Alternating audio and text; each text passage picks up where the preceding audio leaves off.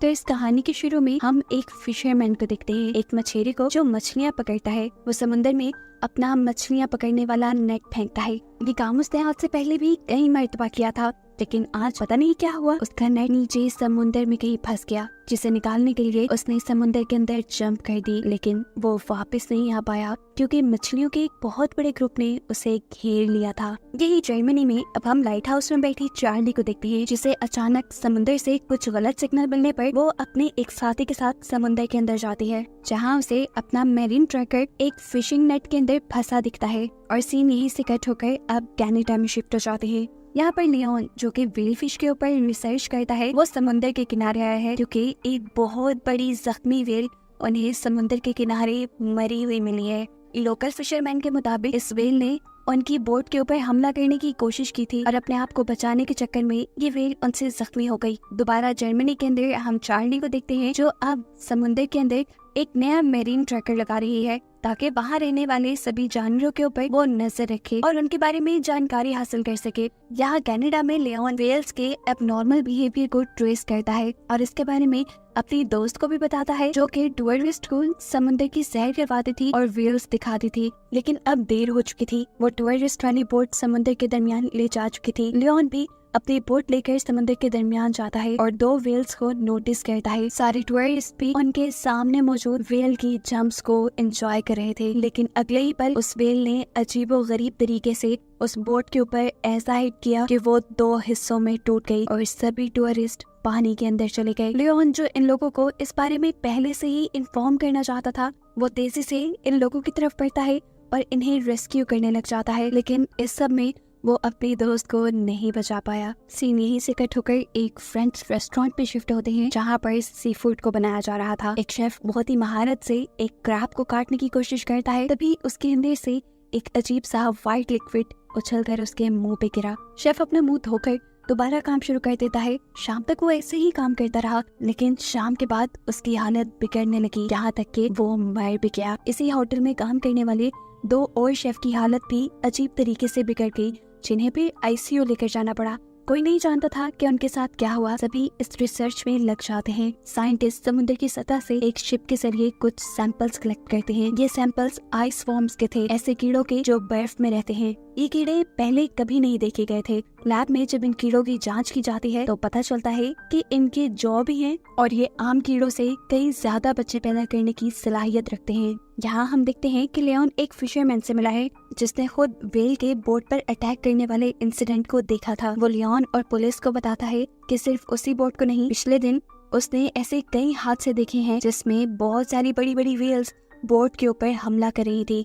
ये सुनकर लियोन बाहर निकलता है तो उसे वो शिप नजर आती है जिसे पहले रिसर्च के लिए समुद्र में भेजा गया था। इस मर्तबा शिप के निचले हिस्से से कुछ अजीब चीजें चिपकी हुई थी जो पहले कभी नहीं देखी गई थी। लियोन उन्हें रिसर्च के लिए भेज देता है और यहीं पर एक और शिप को भी अब समुद्र के बीचों बीच भेजा जाता है, जिसके जरिए एक सैंपलर को समुद्र की सतह तक भेजा जाता, जब वही अजीबोगरीब वॉर्म्स पैदा हो रहे थे जिनके ऊपर ये रिसर्च कर रहे हैं। लेकिन सैंपल कलेक्ट करने में ये लोग कामयाब नहीं हो पाए क्योंकि शिप में होने वाली खराबी की वजह से वहाँ एक बहुत बुरा धमाका हुआ था। शिप और शिप में बैठे हुए लोग बच तो गए, लेकिन अब वो बहुत ज्यादा डर चुके थे। यहाँ लैब के अंदर साइंटिस्ट पहले वाले पकड़े हुए वर्म्स के ऊपर ही रिसर्च करते हुए इस नतीजे तक पहुंचे हैं कि इन वर्म्स में कुछ बैक्टीरियाज भी हैं और ये लोग आइस यानी बर्फ को खाते हैं। ऐसे बर्फ को खाते खाते ये लोग समुद्र की कई गुना सतह के अंदर जा सकते हैं।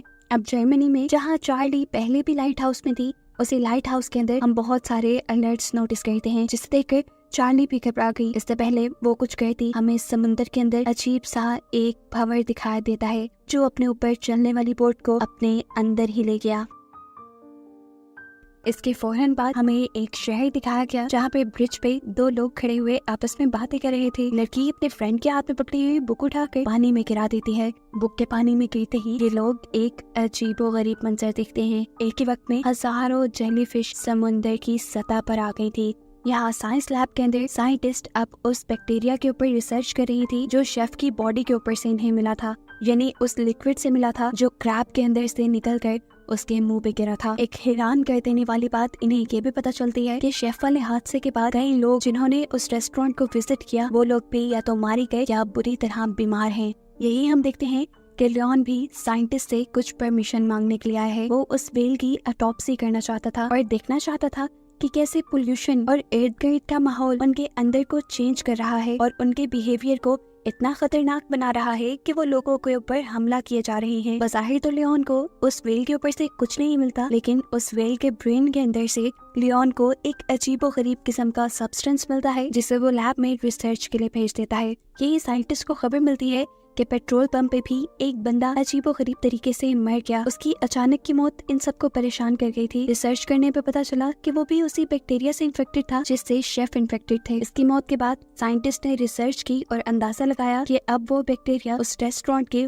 वाटर सप्लाई सिस्टम के जरिए फैल रहा है। यहाँ लियोन को भी इस चीज की खबर मिलती है कि दुनिया के कई हिस्सों में यानी समुद्र की कई अलग-अलग जगह पर व्हेल्स ने शिप्स के ऊपर अटैक किया है। ये बात उसके लिए हैरान कर देने वाली थी। लियोन मैप पे दिखाई गई सारी जगहों को एक लाइन के जरिए मैच करता है और फिर एक पैटर्न बनने पे वो अंदाजा लगाता है कि ये व्हेल्स माइग्रेशन कर रही थी और माइग्रेशन करते हुए ही इनके अंदर अजीबोगरीब बिहेवियर पैदा हुए। लियोन इन चीजों की वजह जानने में देर नहीं लगाना चाहता था, इसीलिए वो खुद एक कैमरा लेकर पानी के अंदर जंप कर देता है। उसका मिशन था समुद्र की गहराइयों में सोती हुई व्हेल्स के ऊपर कैमरा लगाना, जो लगाने में वो कामयाब भी हो जाता है। दूसरी तरफ हमें पता चलता है कि जापान के लोगों को भी समुद्र की सतह से ऐसे ही बैक्टीरिया और वर्म मिले थे जिनके ऊपर लियोन की टीम रिसर्च कर रही थी, लेकिन उसके बारे में उन्होंने दुनिया वालों को नहीं बताया। यार लियोन की टीम लियोन के व्हेल के ऊपर लगाए गए कैमरा के जरिए ये देख पाते हैं कि समुद्र की गहराई में एक ऑयल कंपनी ने बहुत बड़ा गड्ढा कर दिया था। वो लोग यहाँ से ऑयल निकालना चाहते थे,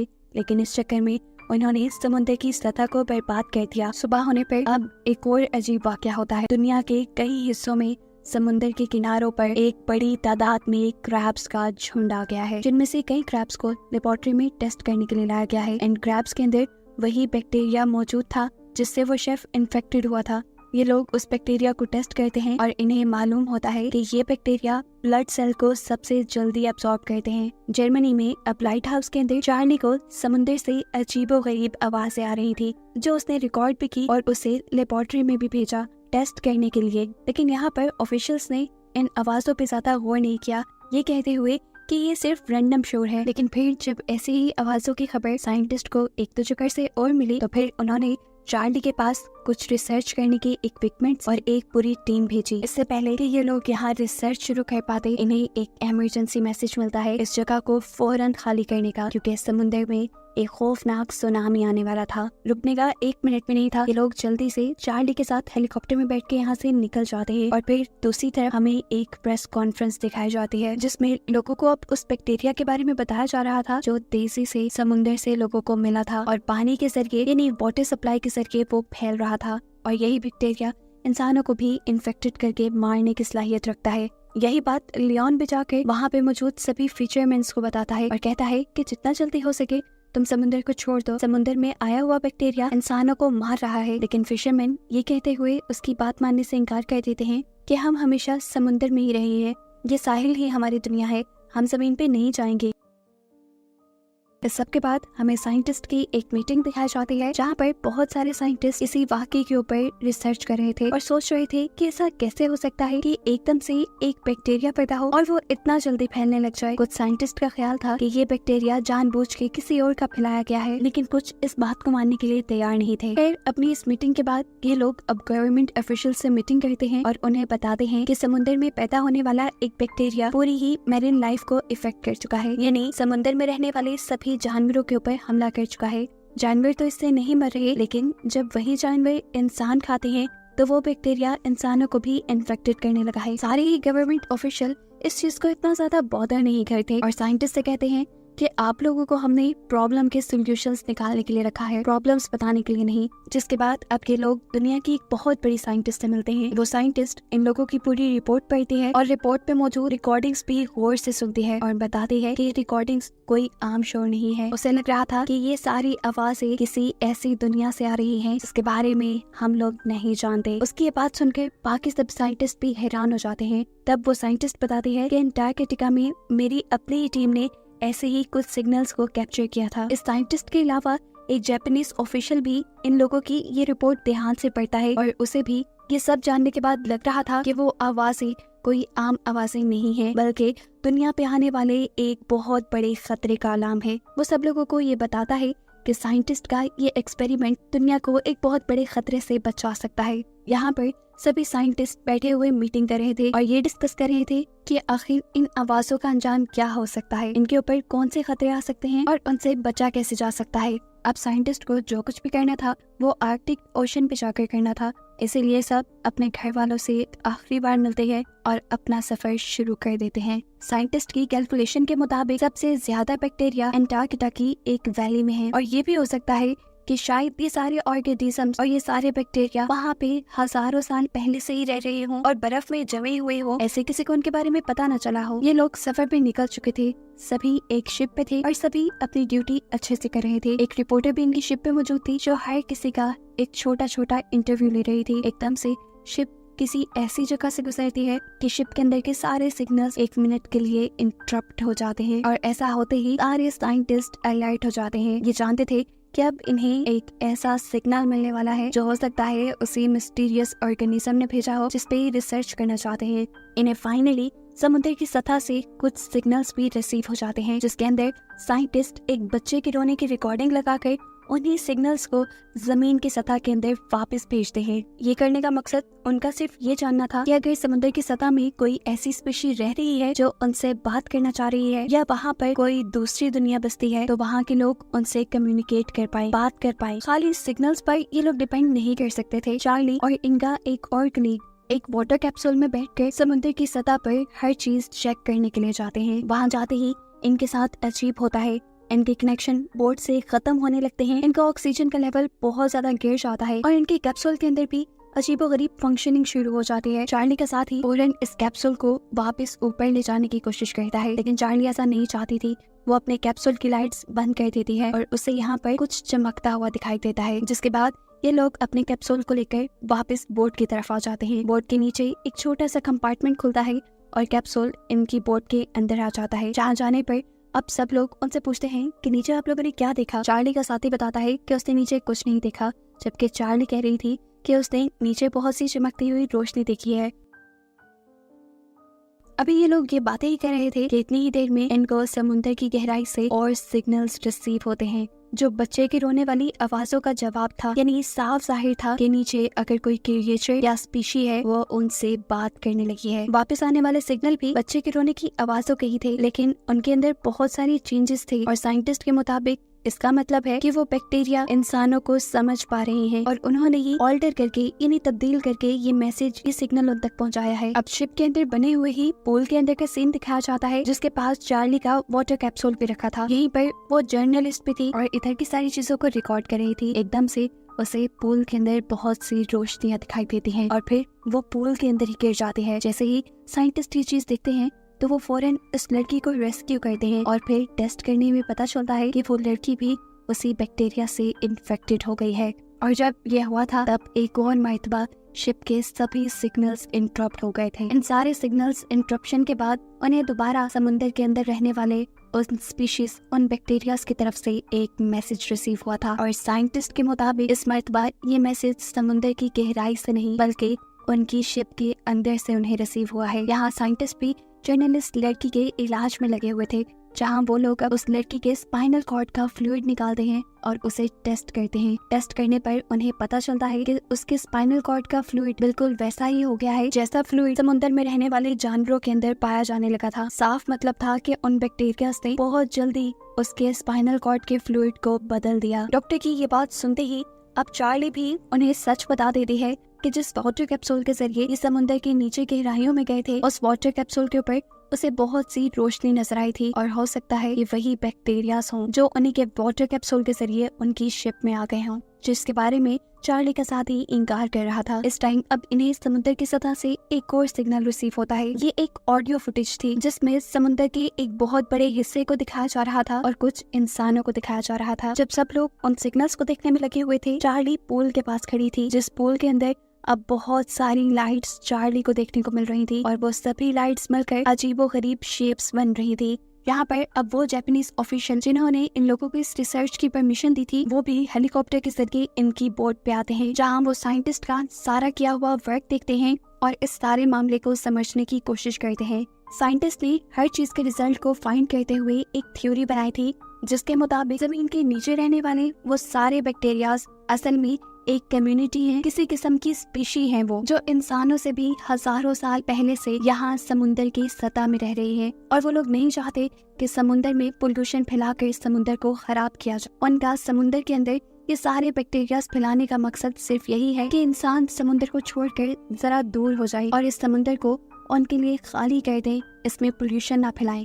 लेकिन ये कैसे मुमकिन था कि इंसान अपने सारे वाटर रिसोर्सेज को किसी दूसरी स्पीशी के हवाले कर देते। जापानीज प्रेसिडेंट भी इन लोगों से वो सवाल करता है, तब साइंटिस्ट जवाब देते हैं कि वो स्पीशी काफी टाइम से हमारे सिग्नल्स को आंसर कर रही है, मतलब वो हमसे बात करना चाहती है और हमारी बात को समझना चाहती है। ये मुमकिन है कि हम उनके साथ कोई ना कोई मुआहिदा कर लें, यानी सारे मसलों का हल निकाल लें।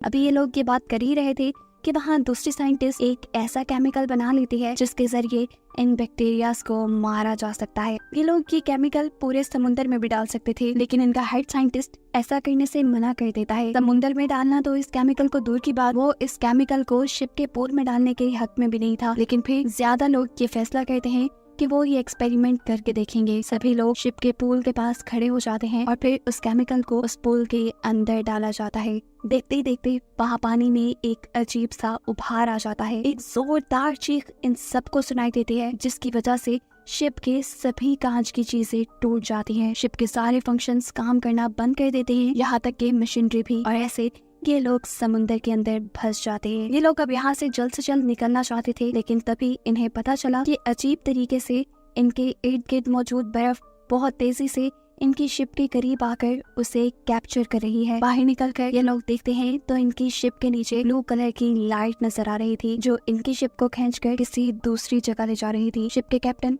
घबरा कर शिप का इंजन ऑन करने की बात करते हैं, लेकिन इंजन अब ऑन नहीं हो रहा था। वो ये बात समझ गए थे कि पहले जब इंसानों ने पोल्यूशन फैलाया तब इन स्पीशीज ने पानी में इन्फेक्शन फैलाकर इन्हें सिर्फ वार्न किया था कि ऐसा उन्हें नहीं करना चाहिए। लेकिन अब जब जानबूझकर इन साइंटिस्ट ने उन स्पीशीज को मारने की कोशिश की थी, तो अब वो उनसे बदला लेने वाले थे। पानी में नजर आने वाला ये ग्लो वो स्पीशीज है जिन्हें इन साइंटिस्ट ने ऑयल का नाम दिया था, जो अब शिप को इंसानों के कंट्रोल से बाहर करके कहीं दूर ले जा रही थी। यहाँ पर जापानीज प्रेसिडेंट हेड साइंटिस्ट से पूछते हैं कि हम पूरे समुद्र के अंदर वो केमिकल क्यों नहीं डाल सकते कि ये स्पीशी और मर जाए। तो ये साइंटिस्ट जवाब देते हैं कि अगर पूरी दुनिया की भी मैन्युफैक्चरिंग कंपनीज उस केमिकल को बनाने में लग जाए, तब भी इतना केमिकल नहीं बनाया जा सकता कि समुद्र में मौजूद इस अर्थ स्पीशी को मारा जा सके। इनके पास अब इंसानों को बचाने का सिर्फ एक ही सोल्यूशन रह गया था कि ये लोग स्पीशी अर्थ की बात मानने लग जाएं। चार्ली अब जल्दी से उस जर्नलिस्ट की बॉडी को लेकर आती है जिसको इस अर्थ स्पीशीज ने इन्फेक्टेड कर दिया था। वो लोग इस बॉडी को पानी में फेंक देते हैं उन स्पीशीज को ये बताने के लिए कि अब वो उसकी हर बात मानने को तैयार हैं, क्योंकि शिप के अंदर के सिग्नल्स तो काम नहीं कर रहे थे। जिस वाटर कैप्सूल के जरिए ये लोग उस जर्नलिस्ट को पानी के अंदर भेज रहे थे, उसी वाटर कैप्सूल में